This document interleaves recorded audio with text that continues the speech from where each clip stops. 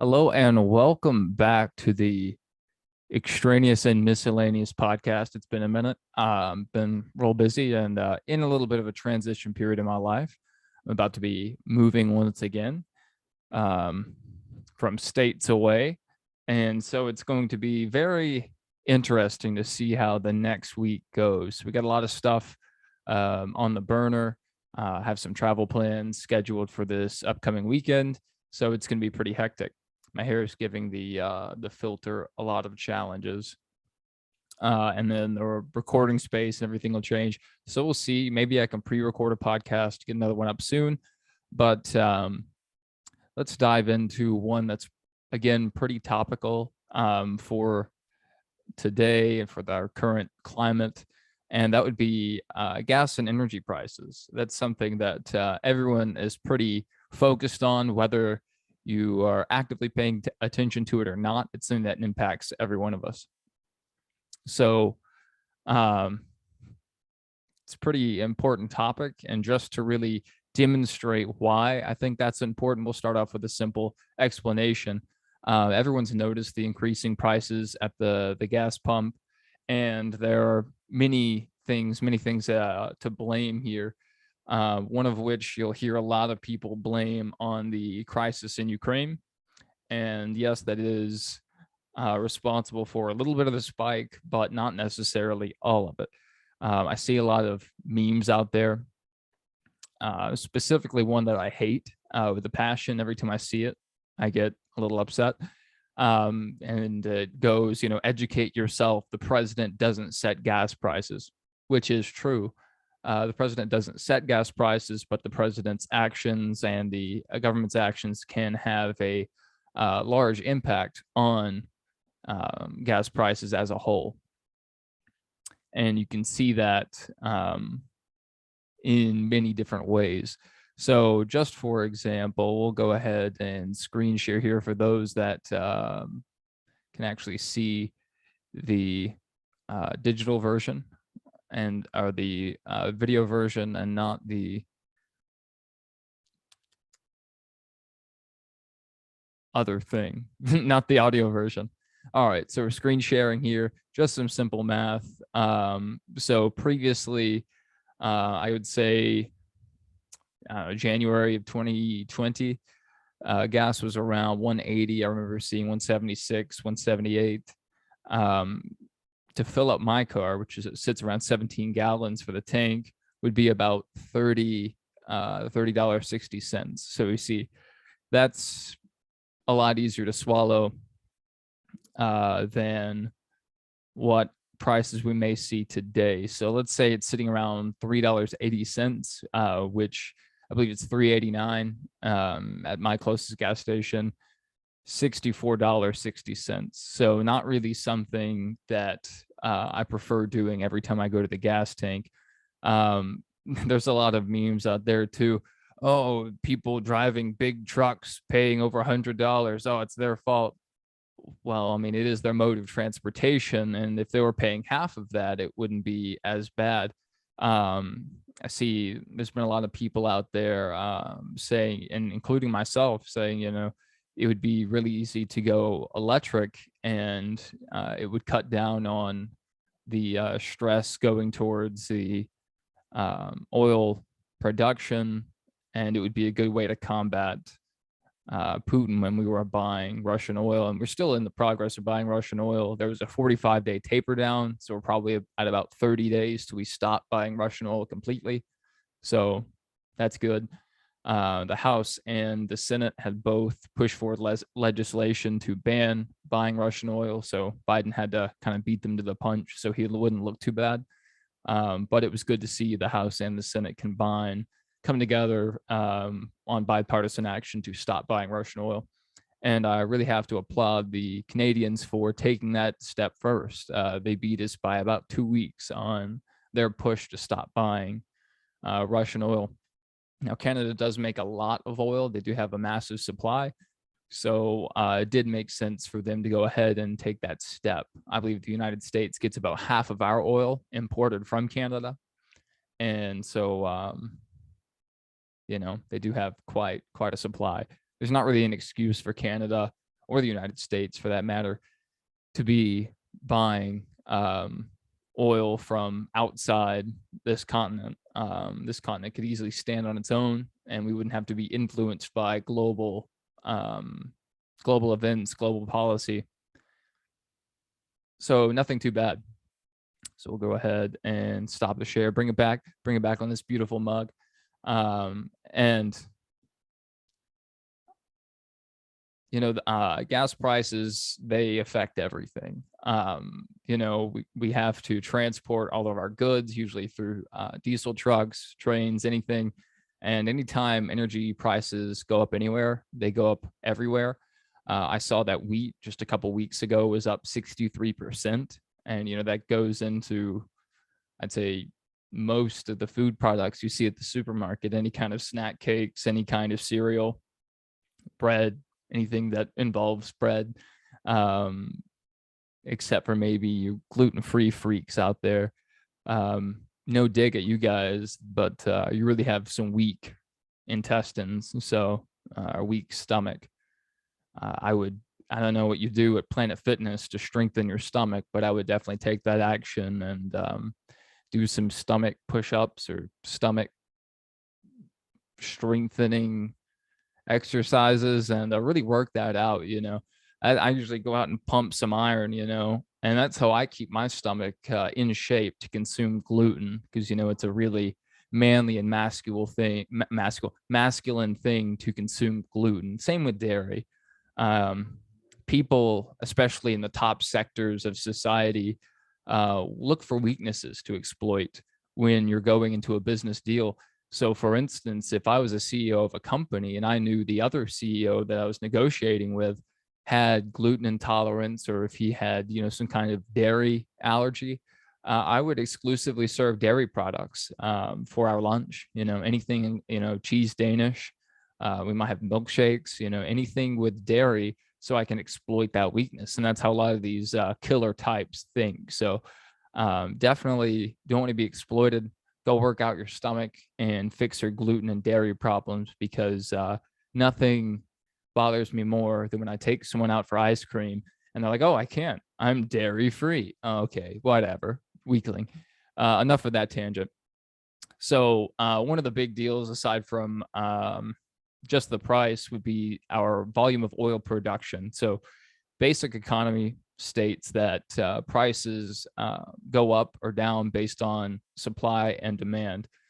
So if you see, and we'll see some charts in a minute, during the COVID period, during 2020, gas prices did fall. And that was because there wasn't as much demand. A lot of people weren't on the roads. A lot of people were staying home. A lot of people were put out of their jobs due to quarantine and lockdown measures. And so there just wasn't that supply. There also weren't a lot of people traveling, especially not interstate traveling.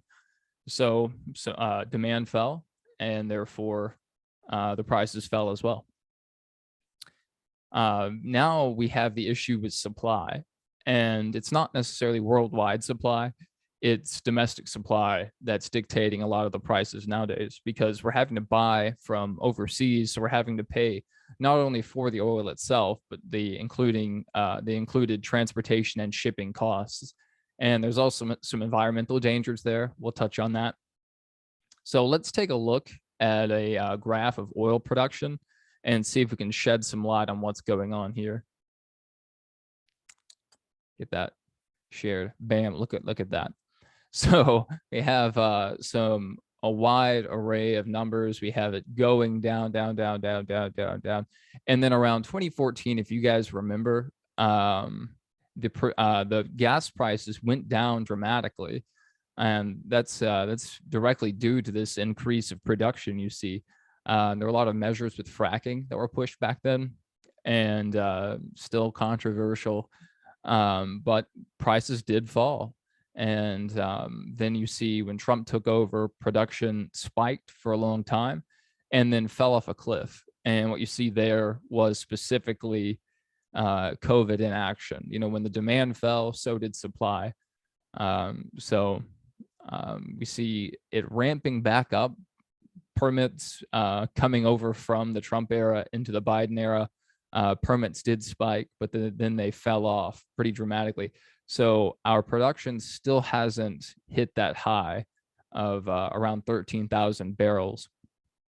We were also um, in the process of the trade agreement between Mexico, Canada, and the United States, becoming our own oil power. So that was the ultimate goal there, to have kind of North American energy independence.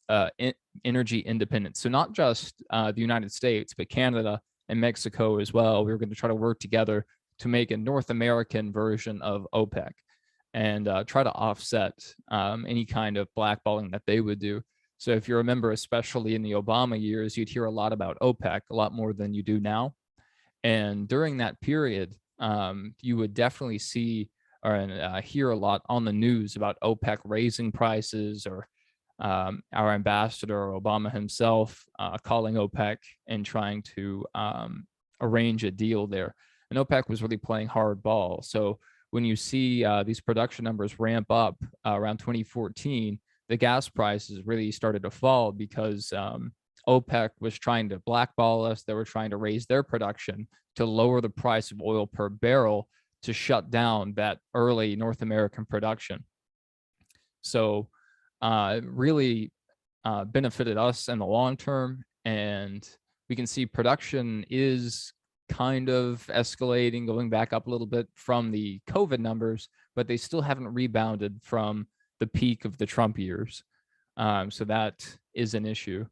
Then we also have natural gas production. So let's go over here. We see natural gas production rising.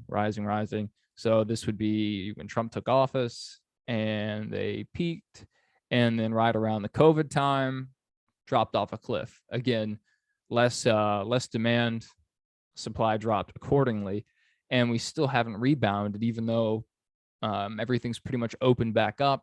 We still haven't recovered from where we were. And again, when you have less supply, but demand has increased back to where it was or near where it was, we're just not quite there. The prices will go up naturally. So a big thing people point to when talking about this whole gas price debate would be one of the cornerstones, just one of the big talking points would be the Keystone Pipeline.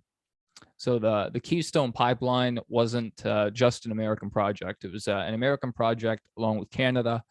And I would say it was probably about 1/4 of the pipeline was completed when it was axed.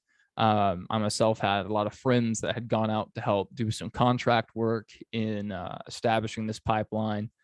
And day one, when Biden came in office, issued an executive order, one of his first, and it axed the pipeline. And that cut a lot of contractors. I believe it was around 11,000 jobs, somewhere near there, that were cut because of this pipeline cancellation. That's controversial because, we were still back in the midst of this COVID period. So people were already hurting for money. And then we cut 11,000 jobs. So let's see, I got the Keystone Pipeline map here. So it was going to run all the way up from Canada, all the way down to Houston. And you see almost 1,200, or I guess 1,700 mile pipeline total, almost 1,200 just straight pipe from Houston up to Hardesty, somewhere like that. So we already have the original Keystone in place. This would have been an expansion. And not only did it hurt jobs throughout any of these expansion and links, it also hurt jobs up in Canada. So this wasn't just a United States thing. It also hurt the Canadian economy, which is kind of wild that you had the president come in and without any legislation just goes ahead and drops an executive order and kills all these jobs. Now, I'm not going to get too far on the political side of that, but cutting jobs is never something anyone wants to do, but we seem more than willing to do that here. But myself having friends that were cut from this project, it is a little personal because these guys were just told to pack up and go home. They left their jobs from around where I lived, moved out to Texas, and all of a sudden they were sent home. There was no severance. There was no backup job. I know Joe Biden likes to say, well, these guys could learn to code, or these guys could transfer to the solar and the renewables industry. But the skills that it takes to work in this industry, that skill set doesn't easily transfer over to the renewables industry. And it wasn't like they had these jobs lined up for people. That was another empty promise. And learning to code isn't an option for everyone. As wonderful as that would be, it just takes a certain mindset, and not one that everyone has. And also, it's not a job field that everyone would enjoy. It can be some really tedious work. So I don't know. We can see it here. They had about 330 miles of it constructed. There have been some oil executives come out and say if it was reapproved, they think they could pick it up and get it completed pretty quickly. So we'll see where they go there. When Pete Buttigieg, I believe he's the Department of Transportation Secretary, when he was asked about if they could reopen it or reinstate the Keystone Pipeline, he said they didn't want a permanent solution to a temporary problem. Well, I don't necessarily agree with that, for multiple reasons. Not only would it be a solution or a partial solution to our energy issues, it could also supply a lot of jobs. And even if they're only temporary, that's experience that these people can take. Those are connections they can make with these companies. And there will still be a crew around to maintain the pipeline. So once it's completed, not all of these people will be just sent home. Some people will be kept around to maintain the pipeline. And job creation is what we should be all about, doing as much as we can domestically, because as we've learned during COVID and as we've learned during this crisis in Ukraine and perhaps one in Taiwan here shortly, relying on international production, this globalist strategy, isn't always the smartest thing, because as soon as there's any kind of interruption in other parts of the world, you can see negative effects. So let's go this Keystone Pipeline. Is Biden destroying 11,000 jobs by revoking Keystone Pipeline? PolitiFacts ruling, half true. So what they go on to say here is that a lot of these people are contracted, so they weren't necessarily permanent jobs. But anytime you get a half true rating or half false, it can be a little ambiguous, especially depending on which side of the aisle they're coming from. But I mean, if you go back and look at the date, this is right after the inauguration. So this was a pretty big deal then. And a reason why they went ahead and pushed this along is because it was for environmental purposes. Now, a big deal, a big thing when we like to talk about these environmental purposes, we remember the, well, I guess numerous, like Exxon Valdez, we had the BP oil spill. We think of these helpless pictures of these penguins and these seagulls covered in oil. That's offshore drilling. That's tanker vessels coming over the ocean or coming over from wherever, bringing in oil. When those accidents happen, it's really hard to contain the spill when it's on the open ocean. So you have a real big downside to filling these vessels and sending them across the open ocean or through any of these canals. There's also the additional shipping cost, and there's the environmental impact of these tanker vessels. So I wouldn't say that's very environmentally friendly. Another way is tanker trucks. Well, the more tanker trucks you have, they're also burning diesel out there on the open roads. They're adding traffic. They're adding that pollution anywhere they go. Also increased risk of traffic accidents, and spills could be anywhere. They could be in your neighborhood, in your city, wherever. So again, tanker trucks, I would not say environmentally friendly. Then we also have rail, which rail, not too bad. But again, the accidents for rail can be pretty bad. Numerous events of these trains having accidents, derailing, leaking, whatnot. And then the trains, once again, not electric as at this moment, so they're also putting off emissions. So that's why, and a lot of other people think that pipelines are one of the best ways to go. And I believe 73% of oil is transported by pipeline. So it is the most common way to transport oil. But also, these pipelines are usually through not very inhabited places. They're not like they're out on the beachfront. They're not going to ruin some tourist destination. You're not going to see these penguins and seagulls covered in oil because there's not a lot of penguins and seagulls near pipelines. Also, there's not moving parts. There's not, there's not a tanker truck involved. There's not a tanker vessel like a ship involved. So these pipelines are a much safer way to transport oil. And if they do have leaks, they can be localized. They have the ability to shut down certain sections of the pipeline. And so keeping the spill or keeping these accidents localized is very important. I think that's something that we really need to focus on and hit on. Let's look at this other chart here. This one's much smaller, but we'll take a look at it. So we have the price charts. We have, again, prices going up almost across the board, but this is just for today.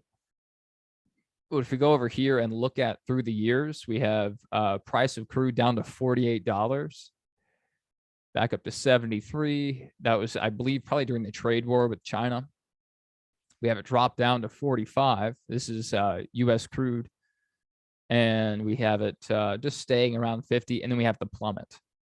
So this was during the peak of COVID. So right after March, nobody was out on the roads, lots of lockdowns. Price just dumped because we did have that ramp up in production, and everything else dropped. The supply dropped. So again, cost dropped. And then again, we have it building back up. We have Trump leaving office at 50. And ever since then, up.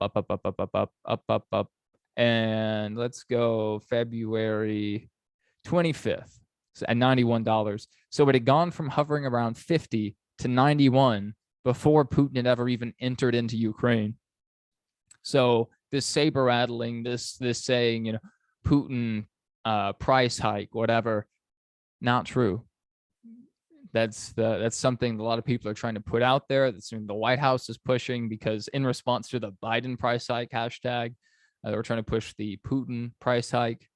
Not necessarily true, but we do see when they entered into Ukraine, the price did spike. It went up to about 120 around there, and we can't necessarily get it right up there, but yeah, spiked, and it's gone back down a little bit.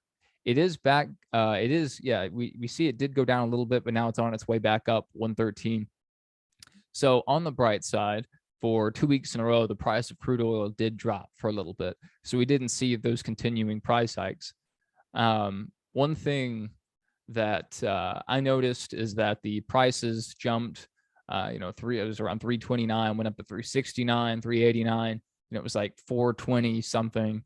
And then it dropped back down to, I believe, across the road is 389 again.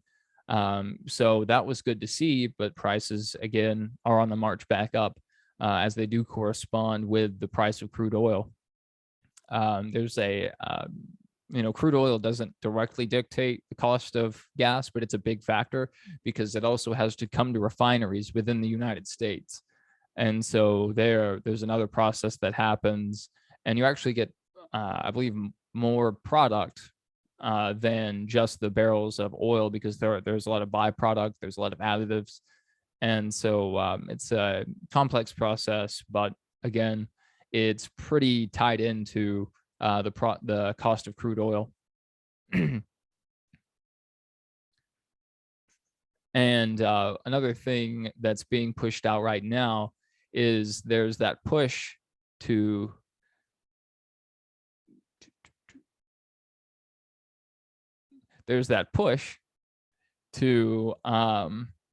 ramp up drilling.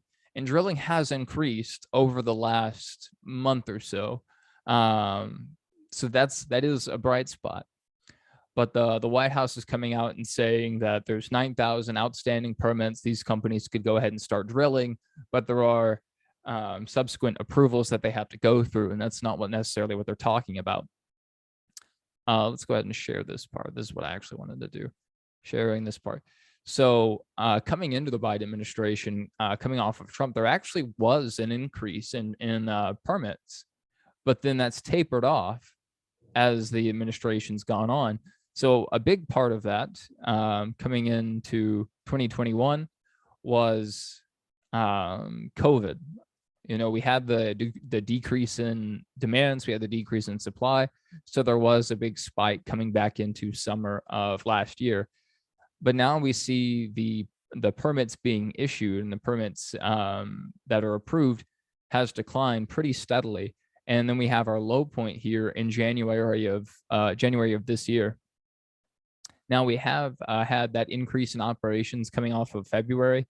There was a 2-week boost in drilling operations. So round of applause there, because that's what we need. We need more domestic supply, but we'll see where it goes from there. Again, going back to the president doesn't set the gas prices. The president's actions can directly affect the price of gas. People like to point to other countries also struggling with these issues. A lot of those countries don't have the ability to have a domestic supply. A lot of these countries are smaller than some of the states that we have in the USA. So they don't have this wide, vast land to drill from and access like we do. They say we have somewhere around 100 years, probably more, in oil reserves here. If everything's going renewable in the short term, we're not going to need as much of that petroleum. So we need to access that now while we need it. This isn't something that we need to worry about 100 years from now. And the bonus thing is, we have plastics and everything else that are made with petroleum. If we go ahead and burn that off, there won't be a lot of plastics to make. So that should be a win for all the environmentalists. At least you would think so. There are a lot of places where we can bridge some gaps, make some compromise. I believe the future is in renewables, not necessarily wind energy, but I'm really excited about geothermal, solar. They're having advancements. You hear about new advancements every day. So that's something that I'm really excited about. But when people are worried about paying $4, $3.80 for gas, the solution isn't to tell them to go out and buy a $60,000 electric vehicle. In response to more demand, Tesla even raised their prices. And for the quality of vehicle that you get with Tesla, which is usually pretty high, I know they have some quality assurance issues, but for the pretty high standard of a Tesla vehicle, the prices have been pretty low. But they've hiked their prices just in response to this surge in demand. Because again, where there's supply, where there's demand, the supply has to match, and they're not as large as a company as Toyota or General Motors, so they can't reach that level of supply, not yet anyway. And the prices were raised in accordance. And again, inflation across the board doesn't just affect gas and oil prices. It also affects food prices, and it affects car prices. New car prices have gone up, and used car prices have gone up. Before, you could buy a car, drive it off the lot, and the value would depreciate. But if you purchased a used car in the last year or two, there's a chance that the car is worth more now than it was when you purchased it. Demand just across the board, or the supply just isn't really there, but the demand still is. Companies like General Motors and Ford are having to ship out their vehicles unfinished because they don't have the parts yet. They don't have the microchips to complete these vehicles, so they're having to go wait on lots to have those last parts, have the microchips shipped in and installed.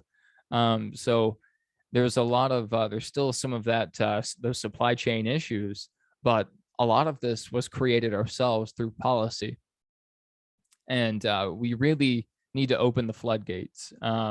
This isn't a time to sit on our thumbs and stagnate. The more things we can do domestically, the better. We say we have a labor shortage, but it's it's a matter of having a decent job shortage, having decent paying jobs, and jobs in the energy industry and the construction industry for things like pipelines paid pretty decently. That's why my friends packed up and moved as soon as the offer came in. They were going to make good money on this Keystone contract, and then were told to go home. So this is a time where we could really focus on our country and not just the energy sector, but it would benefit the whole workforce. Because if there's people competing for these higher paying jobs, it opens up jobs for other people, and just all around very productive. And I think would be very beneficial. I've been talking this whole time like I was on camera, but I've just been looking at this permit map. That's pretty much what I wanted to cover. I can't really go into this very much further without talking in circles. But we'll try to get another one up soon. May even record another one today. We'll see how that schedule goes, but we have a big move coming up. I'll be heading out on a little bit of a vacation, I would say, but it's going to be a very busy vacation. So we'll see how that goes. We'll see. Maybe we can get another podcast up in that time. Plans are ever changing. I'd like to thank everybody for the support on the first two podcasts. It's been great. Just been really busy lately between school, certifications, work. It's a wild time. A lot of wild things happening in the world. Got March Madness. You have NASCAR's back. The USFL is about to kick off. So, and then I have this guy to worry about and contend with. But if you guys have any questions, you guys have any thoughts, feel free to post comments to it, respond, hit me up on my email, Facebook. I don't care. But we are now approved for video podcast on Spotify and Anchor. So there'll be a video version available on Spotify as well as YouTube. We're available on Anchor, Spotify, Amazon Music, Google Podcasts, and YouTube. And won't be long till we're on Apple Music. Their whole system's broken right now. Not surprised, being an Apple product that's not based on like software, because their software team's pretty good. The engineering behind their M1 chip is amazing. The engineering behind their whole drive reformatting software, fantastic, second to none. But when it comes to operating systems and their online presence, not a fan. But thank you guys for joining. Just to reiterate, we've been going over these prices. It's something that impacts everyone. We've had Joe Biden say that he's not going to raise taxes on anyone making less than, I believe, 400,000. But inflation is a tax on everyone, and it's a tax that affects poor people the most, because when you're trying to live paycheck to paycheck, or when you're trying to make the most of your dollar, suddenly groceries that cost 80 now cost 120. It cost $30 to fill up my vehicle, now it's in the mid 60s. That affects real people. That affects everyday people. So just be smart, and let's try to get through this together. And there's only one person that we can really take confidence in this situation. So make sure to pray about it. Pray about the crisis in Ukraine, the people that are affected. I'd like to thank all these countries overseas for taking in these refugees. They've really stepped up. That's something that we could be doing in the United States. We accepted around, I believe, 75,000 refugees from Afghanistan, and the vetting process was horrible. But we've refused so far to take in these immigrants from Ukraine. So really questionable there. A lot of charities out there you can donate to. Ukrainian Red Cross, the American Red Cross is helping out, UNICEF. There's several orphanages over there in Ukraine. These orphanages were partially funded. I believe 50% of their funds came from the Ukrainian government. And so while they're involved in this conflict, or if the government turns over, these orphanages will lose half of their funding. So super important I just urge people to look into that. That's something that's really close to my heart, because being in that situation is unimaginable. And these people need our help and need to be in our thoughts and prayers. So if everyone can just take some time out of their day and focus on that for a bit, that'd be fantastic. Once again, thank you for joining the Extraneous and Miscellaneous podcast. May have some guests on here in the near future, so be looking forward to that. And if anyone else wants to jump on the podcast and has something they want to talk about, feel free. And yeah, I'll see you guys next time.